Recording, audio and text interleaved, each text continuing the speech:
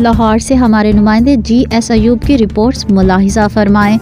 سربراہ تحریک لبیک پاکستان علامہ حافظ سعد حسین رضوی نے اقبال یوتھ فورم کے زیر اہتمام الحمرا آرٹ گیلری لاہور میں منعقدہ اسلامک کیلیگرافی نمائش کا افتتاح کیا۔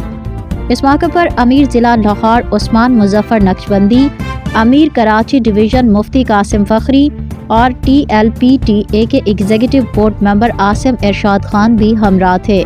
امیر تحریک لبیک نے اس موقع پر اقبال کے موضوع پر شرکائے نمائش سے خطاب بھی کیا اور طلباء و طالبات کے سوالات کے جوابات بھی دیے۔ نمائش میں مختلف شعبہ زندگی سے تعلق رکھنے والے افراد سمیت پاکستان میں مقیم فلسطینی طلباء اور طالبات کی بڑی تعداد نے شرکت کی۔